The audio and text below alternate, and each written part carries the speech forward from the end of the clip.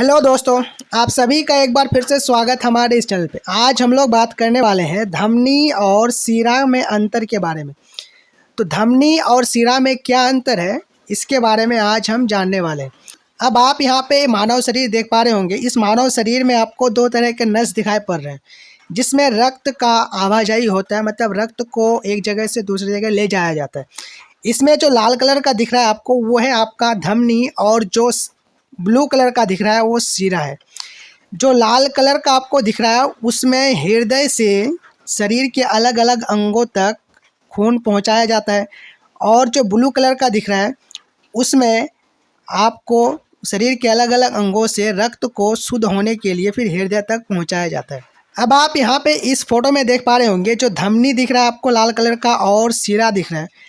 तो यहाँ पे अगर आप थोड़ा ध्यान से देखेंगे तो जो धमनी दिख रहा है आपको और शिरा दिख रहा है, यहाँ पे धमनी में आपको कई मांस के जो है कई परतें दिखाई पड़ेंगी आपको। इसकी जो मांस भित्ति होती है ये काफ़ी मांसल होती है, काफ़ी मोटी होती है। और जो शिरा है, शिरा की भित्ति पतली होती है। यहाँ पे आप देखेंगे तो इसमें सिर्फ 4 से 5 मांस के लेयर आपको दिख रहे होंगे, लेकिन धमनी में आपको 6 से 7 लेयर दिखते हैं। इसीलिए ये जो है मोटा थोड़ा ज़्यादा होता है ये शिरा के मुकाबले। तो धमनी जो है मांसल होती है ज़्यादा, और शिरा कम मांसल होती है। अब हम बात करते हैं कि आपको अगर एग्ज़ाम में धमनी और शिरा में अंतर लिखने के लिए कहा जाए तो आपको किस तरीके से लिखना है। तो यहाँ पे आप देख सकते हैं, सबसे पहले तो आपको क्वेश्चन पूछेगा कि धमनी और शिरा में अंतर लिखिए।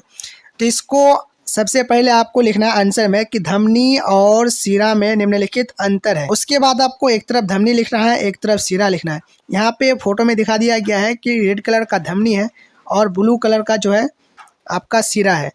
तो यहाँ पे जो आपको धमनी और शिरा में पहला अंतर लिखना है वो ये होगा धमनी में कि यह शुद्ध रक्त को हृदय से विभिन्न अंगों तक पहुँचाता है, शरीर के अलग अलग अंगों तक पहुँचाता है साफ रक्त को। और जो शिरा होती है वो शरीर के अलग अलग अंगों से अशुद्ध रक्त को हृदय तक लाता है। पहला अंतर तो ये हो गया कि जो धमनी है वो शरीर के अलग अलग अंगों तक खून को पहुंचाता है, और शिरा शरीर के अलग अलग अंगों से हृदय तक खून को पहुंचाता है। मतलब बिल्कुल एक दूसरे के उल्टा काम करता है। उसके बाद आपको दूसरे नंबर में लिखना है धमनी में और शिरा में अंतर है कि इसकी भित्ति मोटी और मांसल होती है। धमनी की भित्ति मैंने आपको फोटो में दिखाया पहले कि धमनी की जो भित्ति है उसमें मांस के कई लेयर दिखाई पड़ते हैं आपको।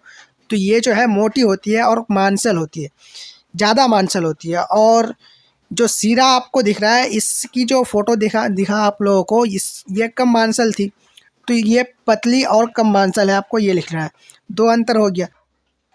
उसके बाद आपको तीसरा अंतर लिखना है कि धमनी में रक्त तेज गति और झटके के साथ बहता है।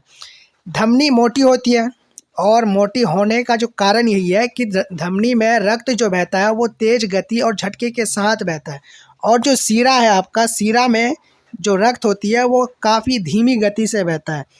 तो धमनी में तेज गति से बहता है और शिरा में धीमी गति से बहता है।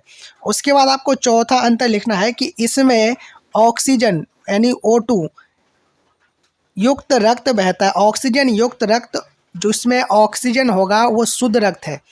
तो ऑक्सीजन युक्त रक्त धमनी के द्वारा एक जगह से दूसरी जगह ले जाया जाता है, और वहीं पे शिरा जो है कार्बन डाइऑक्साइड युक्त रक्त शरीर के अलग अलग अंगों से हृदय तक लाया जाता है। तो 4 अंतर है।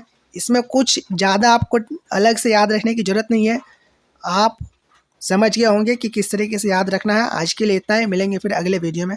Thank you.